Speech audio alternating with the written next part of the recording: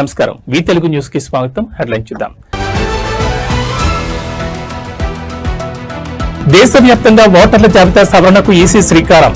ఇవాళ సాయంత్రం కీలక ప్రెస్ మీట్. కర్నూలు ప్రమాదం కేసులో మృతదేహాల అప్పగింత పూర్తి. డిఎన్ఏ పరీక్షలతో మృతుల గుర్తింపు.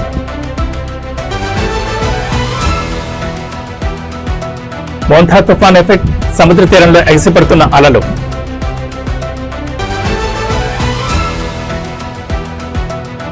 నవీన్ యాదవ్ గెలుపు ఖాయం. కుల సంఘాల మద్దతుపై ఎమ్మెల్యే రామ్మోహన్ రెడ్డి హర్షం.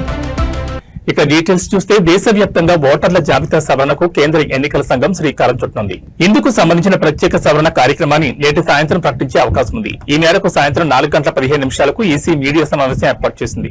ఎన్నికల సంఘం మీడియాకు పంపిన ఆహ్వానంలో కేవలం ప్రెస్ కాన్ఫరెన్స్ నిర్వహిస్తున్నట్లు మాత్రమే పేర్కొంది. అయితే ఇది పూర్తిగా ఓటర్ల జాబితాల సవరణకు సంబంధించిన ప్రకటనేనని అధికార వర్గాలు స్పష్టం చేస్తున్నాయి.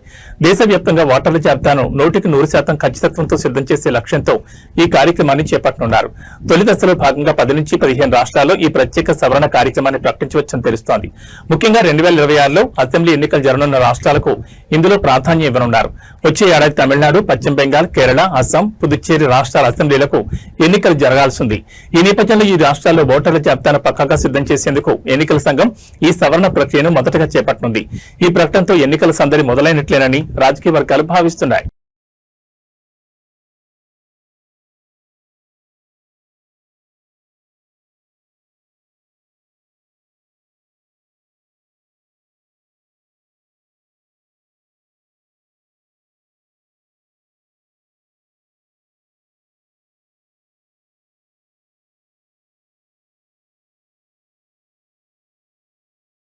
కర్నూలు బస్సు ప్రమాదం కేసులో గుర్తుపట్టలేనంత భయానక స్థితిలో మృతుల శరీరాలు దెబ్బతిన్నాయి. దీంతో వారిని గుర్తించడానికి డిఎన్ఏ పరీక్షలు చేయించడానికి ఆంధ్రప్రదేశ్ ప్రభుత్వం నిర్ణయించిన విషయం తెలిసిందే. డిఎన్ఏ పరీక్షలను నిర్వహించిన అనంతరం ఆదివారం మృతదేహాలను కుటుంబ సభ్యులు, బంధువులకు అప్పగించడం అధికారులు ప్రారంభించారు. సోమవారం నాటికి 19 మృతదేహాలను అప్పగించడం పూర్తి చేశారు. డిఎన్ఏ పరీక్షల ఆధారంగానే మృతులను గుర్తించి పార్థివ దేహాలను వారి కుటుంబ సభ్యులు, బంధువులకు అప్పచెప్పినట్లు అధికారులు తెలిపారు. అయితే కర్నూలులోనే అంత్యక్రియలు నిర్వహించాలని మృతుల కుటుంబ సభ్యులు కోరారు. దీంతో కర్నూలులోనే అంత్యక్రియలకు కావలసిన ఏర్పాట్లను అధికారులు చేశారు. బీహార్కు చెందిన ఓ మృతుడికి అంత్యక్రియలను ఇప్పటికే నిర్వహించగా తమిళనాడుకు చెందిన ప్రశాంత్ అంత్యక్రియలను నేడు నిర్వహించనున్నారు. ప్రశాంత్ కుటుంబ సభ్యుల వినతి మేరకు కర్నూలులో అంత్యక్రియలకు ఏర్పాట్లు చేసినట్లు అధికారులు తెలిపారు.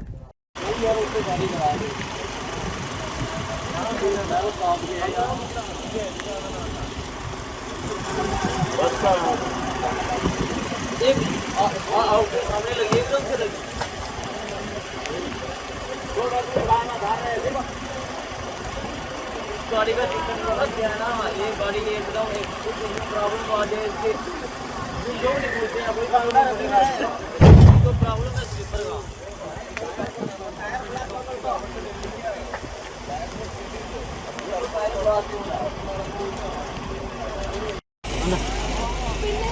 అక్క ఫైర్ యాక్సిడెంట్ అయిన సందర్భం వచ్చింది.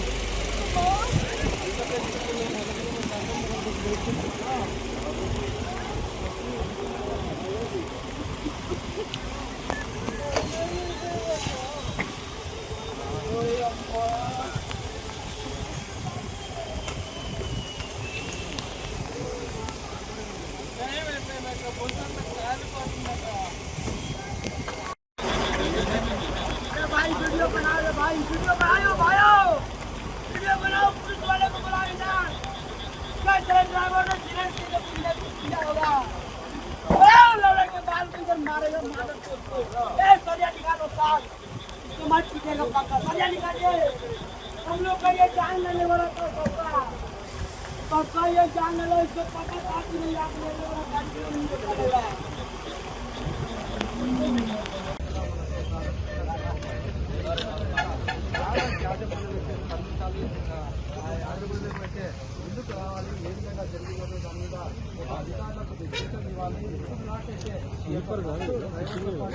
ఆంధ్రప్రదేశ్ రాష్ట్రంలో పలు చోట్ల భారీ వర్షాలు కురుస్తున్నాయి. మరోవైపు మోంథా తుఫాన్ దూసుకొస్తోంది. ఈ నేపథ్యంలో పలు జిల్లాల్లోని పాఠశాలలకు, కాలేజీలకు అధికారులు సెలవులు ప్రకటించారు.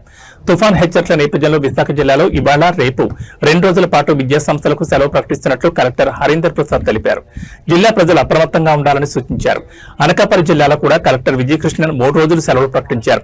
మోంథా తుఫాన్ ప్రభావం దృష్ట్యా జిల్లా వ్యాప్తంగా విద్యాసంస్థలకు అక్టోబర్ 27, 28, 29 తేదీల్లో సెలవులు ప్రకటిస్తున్నట్లు తెలిపారు.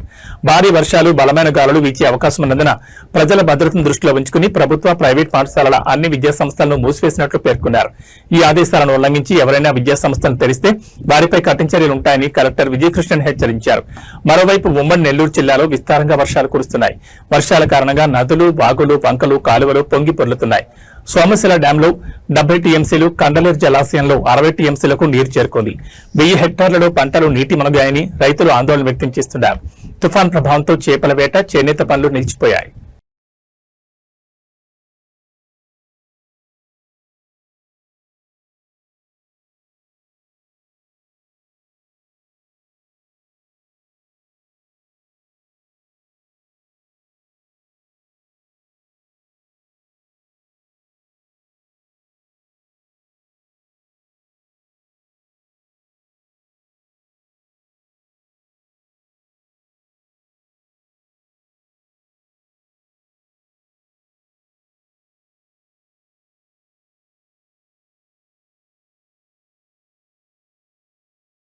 ఎంతో ప్రతిష్టాత్మకంగా హోరాహోరీగా జరిగిన హైదరాబాద్ ప్రెస్ క్లబ్ కార్యవర్గ ఎన్నికల్లో టీయూడబ్ల్యూజే మద్దతుతో పోటీ చేసిన ఫ్రెండ్స్ ప్యానెల్ అఖండ మెజార్టీతో ఘన విజయం సాధించింది.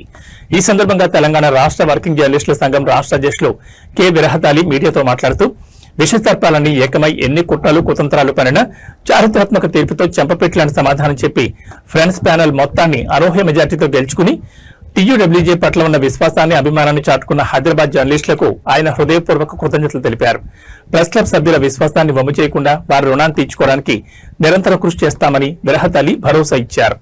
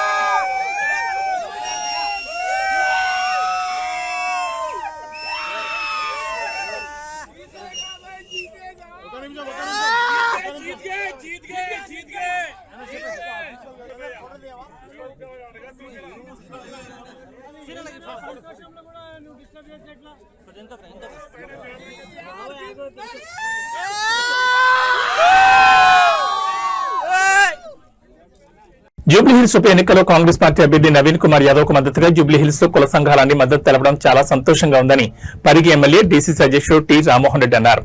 జూబ్లీహిల్స్ ఎన్నికల ప్రచార కార్యక్రమంలో భాగంగా ఎన్నికల ప్రచారం నిర్వహించే ముందు శ్రీ వెంకటేశ్వర స్వామి దేవాలయంలో పక్కనే ఉన్న దర్గాను పూజించి ప్రత్యేక పూజలు, ప్రార్థనలు చేసి ప్రచార కార్యక్రమాన్ని ప్రారంభించారు.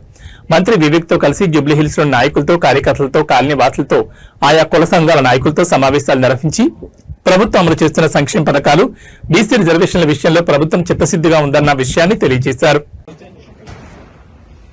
ఈరోజు జూబ్లీహిల్స్ ఎన్నికల ప్రచార కార్యక్రమంలో భాగంగా పరిగి నియోజకవర్గం నుంచి గౌరవ ముఖ్యమంత్రి రేవంత్ రెడ్డి గారు మరియు మహేష్ కుమార్ గౌడ్ గారు మన పిసిసి అధ్యక్షులు నన్ను ఎమ్మెల్యేగా ఇక్కడ 6 బూత్లకు ఇన్ఛార్జిగా నన్ను అపాయింట్మెంట్ చేసిన తర్వాత ఇక్కడ వచ్చేసి ఇక్కడ ఉన్నటువంటి ముఖ్యంగా బీసీ సంఘాల ఐక్య వేదిక అంటే సెంట్రల్ కమిటీ ఉంది. ఇక్కడ ముద్రాజు, మున్నూరు కాపు, అదేవిధంగా గంగపుత్రులు, అన్ని సంఘాలు, మహిళా సంఘాలు, రజక సంఘాలు అన్ని కూడా కలిపి అన్ని కుల సంఘాలన్నీ కూడా కలిపి ఈరోజు కాంగ్రెస్ ప్రభుత్వం 42% రిజర్వేషన్ ఇస్తామని చెప్పి మన తెలంగాణ శాసనసభను చెప్పి గవర్నర్కు పంపించి కేంద్రం దాన్ని అమలు చేయని సందర్భం లోపల ఈరోజు బీసీ సంఘాల ఐక్య కార్యాచరణ సమితి అధ్యక్షుడు జాజిలా శ్రీనివాస్ కూడా స్టేట్మెంట్ ఇచ్చాడు. బీసీ సంఘాలన్నీ కూడా తెలంగాణ రాష్ట్ర వ్యాప్తంగా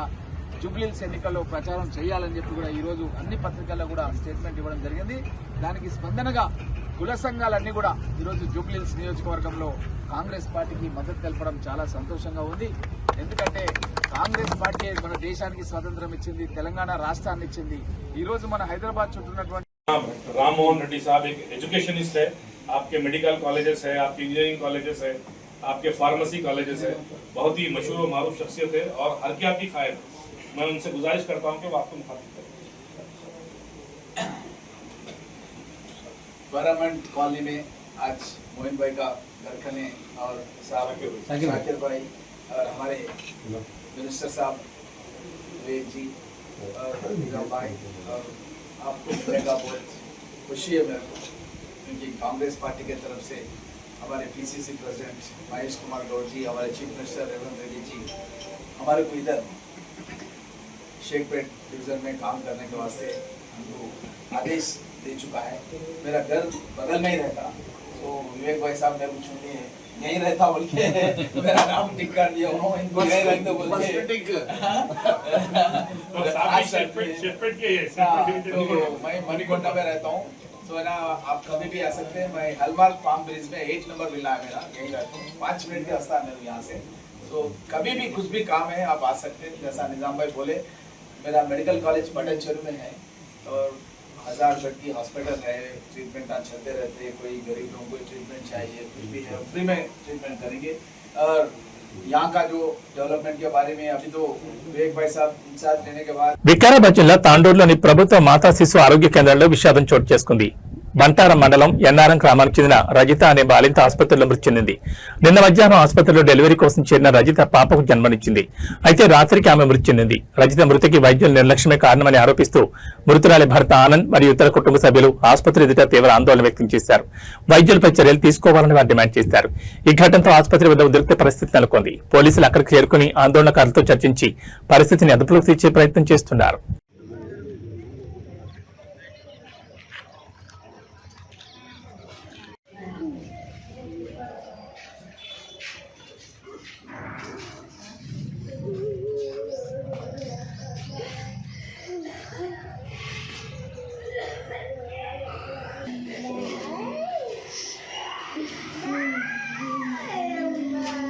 వచ్చి జాయిన్ అయినాం. పేరు విలేజ్ అమ్మాయి ఫుట్బాల్ మండల్ ఎన్నారం గ్రామం. ఆనంద్ నా పేరు, మా భార్య పేరు రజిత. ఇక నిన్న 11 గంటలకు డెలివరీ అయింది. అంతా మంచిగా ఉన్నది, పాప మంచిగా ఉన్నది, అంతా మంచిగా ఉన్నది. ఇక లోపలికి తీసుకొని చేసారు. నైటు 12 గంటలకు ఇంజక్షన్ ఇచ్చిన తర్వాత ఏమైందో ఏమో 20 మినిట్స్లో చనిపోయినాక వచ్చారు వాళ్ళు. మళ్ళీ వేరే వాళ్ళు చెప్తూనే వచ్చారు, లేకపోతే వాళ్ళ అబ్జర్వేషన్లు ఎవరు లేరు, అసలు డాక్టర్లు లేరు, నర్సులు లేరు, ఎవరు లేరు. అంటే ఎందుకు చనిపోయిందన్న విషయం చెప్పారు వాళ్ళు. ఎందుకు చనిపోయిందని అంటే పిడుసు రావచ్చు అని అంటున్నారు, కానీ కన్ఫర్మ్ ఏం లేదు. పిడుసు రావచ్చు. ఒకటి న్యూస్ నుంచి బ్లడ్ వచ్చింది. ఎందువల్ల చనిపోయింది ఏంది తెలియదు. మీరేమనుకుంటున్నారు మరి? ఎట్లా మేము ఆ ఇంజక్షన్ వల్లనే వీళ్ళు పట్టించుకోకనే అసలు చనిపోయింది. అసలు 12 గంటలకు బేబీకి పాలిచ్చింది. వాళ్ళు 12 గంటలకు వచ్చినప్పుడు ఏమన్నా తినిపిండి అడిగినాక తినిపించలేదు. మళ్ళీ ఏమన్నా అయితే మళ్ళీ ఇట్లా అని పొద్దున్న తినిపిస్తే వస్తుంది అన్నట్లా తినిపించలేదు, ఏం తాపలేదు. మెదక్ జిల్లా కొల్చారం సమీపంలోని అటవీ ప్రాంతంలో ఘోర రోడ్డు ప్రమాదం జరిగింది. వేగంగా వస్తున్న ఒక బస్సు అదుపు తప్పి గొర్రెల మందను ఢీకొట్టింది. ఈ ఘటనలో 20కి పైగా గొర్రెలు అక్కడికక్కడే మృతి చెందాయి. అటవీ ప్రాంతంలో ఉన్న మలుపు వద్ద బస్సు అతివేగంగా ఉండడం వల్లే అదుపు తప్పిందని ప్రాథమికంగా తెలుస్తోంది. బస్సు డ్రైవర్ నిర్లక్ష్యం వల్లనే ఈ ప్రమాదం జరిగిందని బస్సులోని ప్రయాణికులు తీవ్ర ఆరోపణలు చేశారు. ఈ ప్రమాదం కారణంగా గొర్రెల కాపర్లు తీవ్రంగా నష్టపోయారు. పోలీసులు ఘటనా స్థలానికి చేరుకుని వివరాలు సేకరిస్తున్నారు.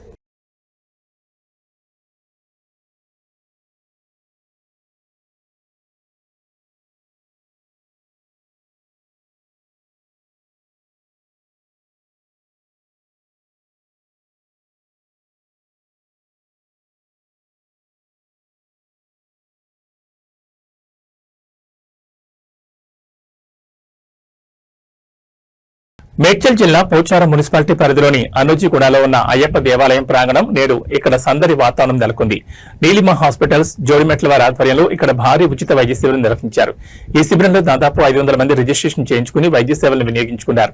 నిర్వాహకులు తెలిపిన వివరాల ప్రకారం ఈ క్యాంపులో అన్ని రకాల వైద్య సేవలు ఉచితంగా అందించారు.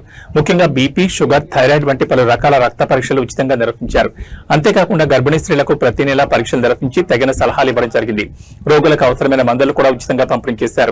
ఈ సందర్భంగా మాజీ చైర్మన్ బోయపల్లి కొండలరెడ్డి మాట్లాడుతూ పోచారం మున్సిపాలిటీ పరిధిలో ప్రతి ఆదివారం ఉచిత హెల్త్ క్యాంపులు నిర్వహిస్తూ ప్రజలకు అండగా నిలుస్తున్న డాక్టర్ పల్లారెడ్డి, పల్లా రాజేశ్వర్ రెడ్డికి ప్రత్యేక ధన్యవాదాలు తెలిపారు.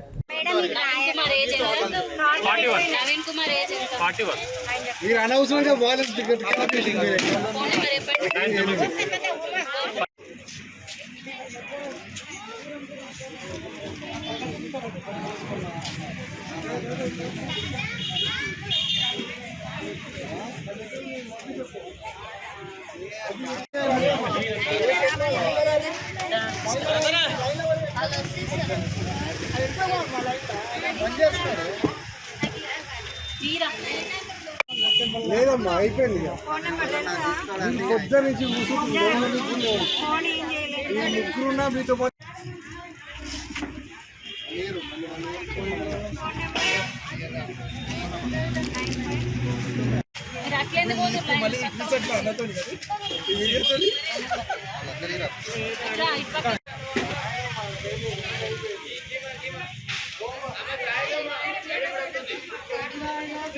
శ్రీ సత్యసాయి జిల్లా ధర్మవరం పట్టణానికి చెందిన హరీష్ కుమార్ అక్టోబర్ 24వ తేదీ అర్ధరాత్రి 3:30 కర్నూలు జిల్లా చిన్నటేకూరు సమీపంలో హైదరాబాద్ నుంచి బెంగళూరు వెళ్తున్న కావేరీ ట్రావెల్ బస్ అగ్ని ప్రమాదానికి గురైంది. అదే సమయంలో హైదరాబాద్ నుంచి ధర్మవరం కారులో వస్తున్న యువకుడు హరీష్ కుమార్ ప్రాణాలు తెగించి 10 మందిని కాపాడాడు. 300 మీటర్ల దూరం నుంచి బస్సు ప్రమాద ఘటన గమనించిన హరీష్ పరుగులు తీశాడు. రాత్రితో బస్సు అద్దాలు ధ్వంసం చేసి 10 మందికి జీవం పోశాడు. మంటల్లో మునిగిన బస్సు నుంచి బయటపడిన ప్రయాణికులు కన్నీరు ప్రాణాలు కాపాడిన హరీష్ కు అభినందనలు వెల్లువ కురుస్తోంది. బస్సు మంటల్లో పూర్తిగా కాలిపోతున్న 10 మంది ప్రాణాలను రక్షించాడు. కనురెప్పలోని సాహసం చేసి బస్సు అద్దాలు పగలగొట్టి మంటల మధ్య మానవత్వంతో బస్సులోని ప్రయాణికులను కాపాడాడు. బస్సు మంటల్లో కాలుతున్నప్పుడు ధైర్య సాహసాలు చేసి మంటల్లో చిక్కుకున్న ప్రయాణికులను కాపాడి కర్నూలు ప్రభుత్వ హాస్పిటల్కి తరలించారు. హరీష్ చేసిన సాహసం ఇప్పుడు అందరికీ స్ఫూర్తిదాయకం. వైద్య ఆరోగ్య శాఖ మంత్రి సత్యకుమార్ యాదవ్ చేతుల మీదుగా సన్మానం అందుకోబోతున్నారు. నమస్కారం, నా పేరు హరీష్ కుమార్. నేను నా ఫ్రెండ్స్ మణిదీప్, జ్ఞానేంద్ర, వంశీ అని నలుగురు హైదరాబాద్కి వెళ్ళాం పని మీద. నా friend Manideep office Hyderabad. So తన కోసం మన హైదరాబాద్కి బస్కి వెళ్దామని. యాక్చువల్లీ బస్సు వద్దురా, నాకు ఎందుకు రిస్క్, నేను రాను, వెళ్దాం, ఇప్పుడు పోవడానికి అంత ఖర్చు అవుతుంది, నలుగురు కట్టి సరే కార్కి వెళ్దామని చెప్పి కారు తీసాము. సో రిటర్న్లో మేము అక్కడ 9:30కి స్టార్ట్ అయ్యాము హైదరాబాద్లో, మాదాపూర్లో. రిటర్న్లో వస్తూ కర్నూలు దగ్గర మేము ఒక 1 అవర్ బ్రేక్ తీసుకున్నాం. 1 అవర్ దాదాపు బ్రేక్ తీసుకున్నాం అనమాట, లంచ్కి అన్నిటికీ కలిపి అందువేలో. సో కర్నూలు దాటంగానే వర్షం స్టార్ట్ అయిపోయింది, చాలా వర్షం పడింది. అసలు రోడ్ విజిబిలిటీ లేదు, తక్కువ ఉంది. సో నాకు ఎందుకో నేను మామూలుగా వెహికల్ టు వెహికల్ ఒక 1 కిలోమీటర్ గ్యాప్ పెట్టుకుంటాను, రోడ్ విజిబిలిటీ తక్కువ ఉంటే. సో 1 కిలోమీటర్కి మా ఫ్రెండ్స్ అప్పుడే 10 నిమిషాల కిందటే మేము టీ బ్రేక్ ఆపాం కాబట్టి బండి స్లోగా వెళ్తున్నాం. సరే ఏముంది అర్జెంట్ అన్నట్టు స్లోగా వెళ్తూ మాట్లాడుతుంటూ వస్తున్నాము. మా ఫ్రెండ్ చెప్పాడనమాట, అరే బస్సు ఏదో ఆగినట్టుంది, స్లో పో అన్నాడు. అది 1 కిలోమీటర్ కాస్త 300 మీటర్ వరకు వచ్చేసింది బండి, అంత దగ్గరికి వచ్చేసాం. కానీ బస్సు పోవట్లా. ఎందుకు డౌట్ ఇచ్చి మేము కార్ ఆపేసాం, ఎందుకైనా మంచిది అంటే రోడ్డు కనపడట్లేదు, అటుపక్కకి ఏమైనా పోదామంటే ఏమైనా ఉందేమో అని చెప్పి మేము పోవట్లేదు. సో అప్పటికి మా ఫ్రెండ్ ఉండి చూద్దామని చెప్పి దిగుతుంటే అటుపక్క మాకు కొంచెం దూరంలో వాకబుల్ డిస్టెన్స్లోనే ఒక డెడ్ బాడీ కనపడింది. సో ఏంటి బాడీ అని చూస్తే మేమేమనుకున్నాం, ఫస్ట్ బస్సులో నుంచి కింద పడ్డాడేమో అనుకున్నాం. బస్సులో నుంచి కింద పడ్డామో, సరే బస్సులో చెప్తామని వెళ్తున్నాం. అప్పటికే ఆ అబ్బాయి చనిపోయాడంట. మా ఫ్రెండ్ చూసి సరే చనిపోయాడు లేడని చెప్పి బస్సు వాళ్ళకి చెప్తామని కొంచెం పరిగెడుతున్నా.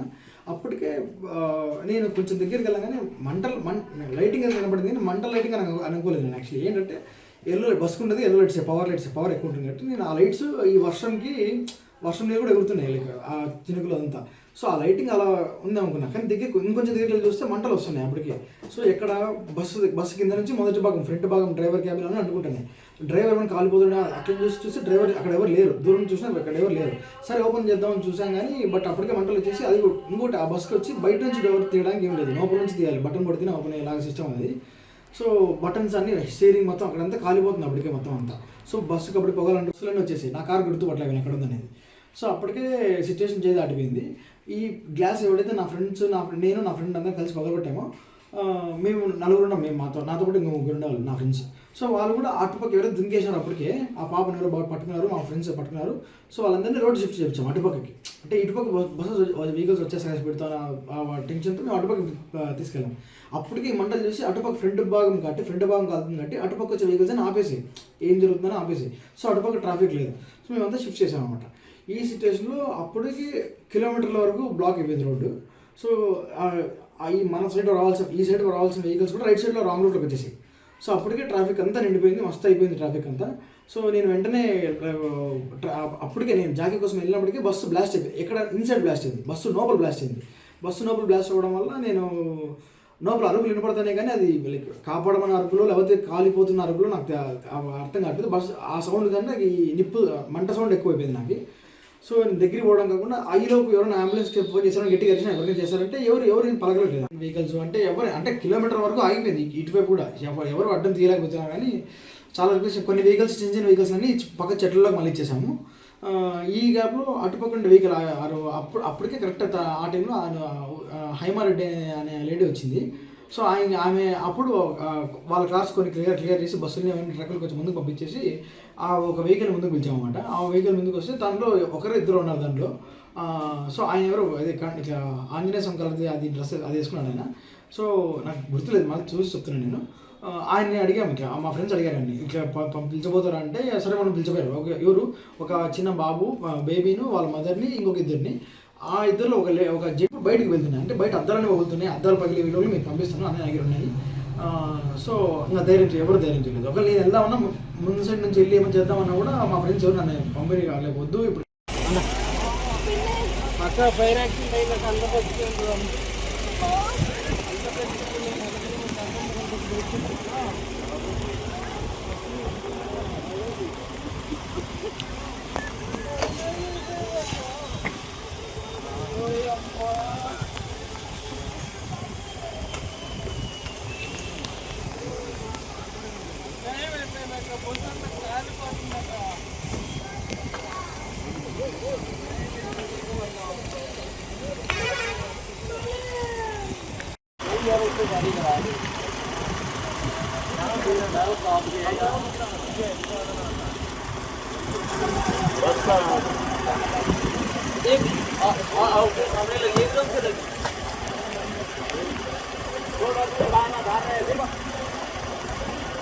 गाड़ी का टिकट वाला क्या है ना, ये गाड़ी ले एकदम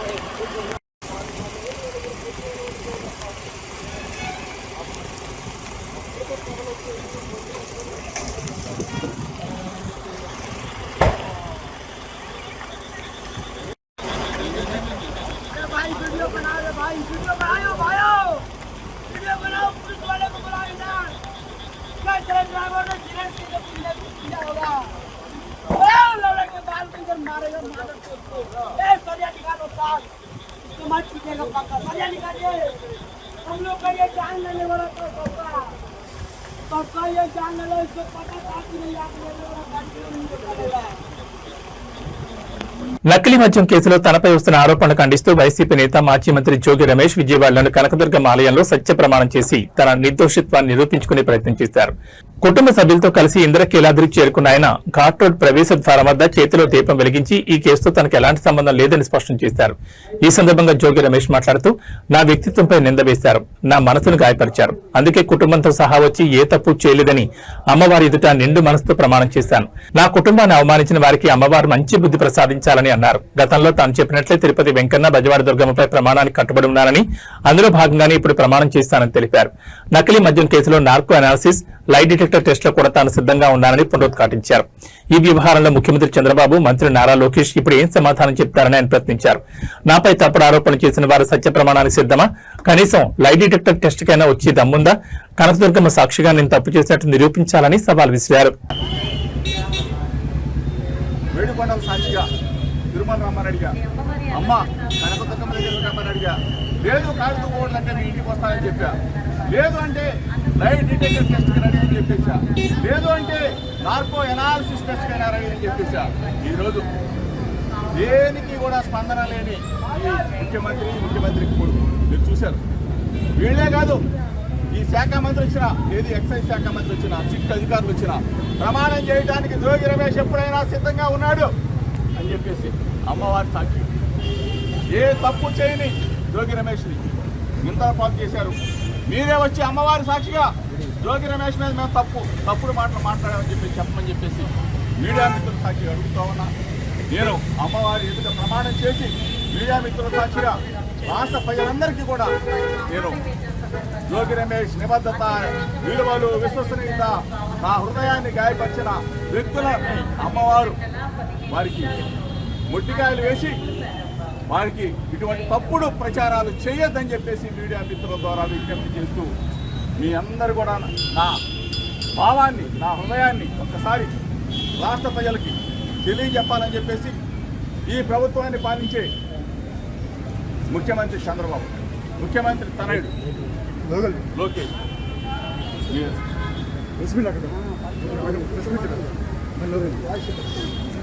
team India vice captain Shreyas Iyer తీవ్రంగా గాయపడ్డాడు. ఆస్ట్రేలియాతో జరిగిన 3వ వన్డే మ్యాచ్ లో ఫీల్డింగ్ చేస్తూ గాయపడిన ఆయనకు ఇంటర్నల్ బ్లీడింగ్ అయినట్లు తేలింది. దీంతో ఆయన్ను సిడ్నీలోని ఓ ఆసుపత్రిలో చేర్పించి ఐసీయూలో ఉంచి చికిత్స అందిస్తున్నారు. శనివారం జరిగిన మ్యాచ్ లో ఆస్ట్రేలియా బ్యాటర్ అలెక్స్ క్యారీ కొట్టిన బంతిని శ్రేయస్ వెనక్కి పరిగెడుతూ అద్భుతంగా క్యాచ్ అందుకున్నాడు. అయితే ఈ క్రమంలో కింద పడడంతో ఆయన ఎడమ పక్కటెముకలకు గాయమైంది. మ్యాచ్ అనంతరం డ్రెస్సింగ్ రూమ్ చేరుకున్న తర్వాత బీసీసీఐ వైద్య బృందం వెంటనే ఆసుపత్రికి తరలించింది. గత 2 రోజులుగా శ్రేయస్ ఐసీయూలోనే ఉన్నారు. వైద్య పరీక్షల రిపోర్ట్లు వచ్చిన తర్వాత అంతర్గత రక్తస్రావం జరుగుతున్నట్లు గుర్తించి వెంటనే ఆసుపత్రిలో చేర్పించాం. ఇన్ఫెక్షన్ వ్యాపించకుండా ఉండేందుకు 2 నుంచి 7 రోజుల వరకు ఆయన వైద్యుల పర్యవేక్షణలో ఉంటారని ఈ పరిణామం గురించి తెలిసిన ఓ అధికారి మీడియాకు తెలిపారు. టీం డాక్టర్, ఫిజియో ఏమాత్రం ఆలస్యం చేయకుండా సరైన సమయంలో ఆసుపత్రికి తీసుకెళ్లారు. ప్రస్తుతం ఆయన పరిస్థితి నిలకడగా ఉంది. కానీ ఇది ప్రాణాంతకంగా మారే ప్రమాదం కూడా ఉండేది. శ్రేయస్ మానసికంగా చాలా ధైర్యవంతుడు, త్వరలోనే కోలుకుంటాడని ఆయన వివరించారు. అంతర్గత రక్తస్రావం కావడంతో శ్రేయస్ అయ్యర్ పూర్తిగా కోలుకోవడానికి అనుకున్న దానికంటే ఎక్కువ సమయం పట్టొచ్చని తెలుస్తోంది. కనీసం వారం రోజుల పాటు ఆయన సిడ్నీలోనే ఆసుపత్రిలో ఉండొచ్చని సమాచారం. కాగా శ్రేయస్ ఆస్ట్రేలియాతో జరగనున్న T20 సిరీస్ కు ఎంపిక కాని విషయం తెలిసిందే.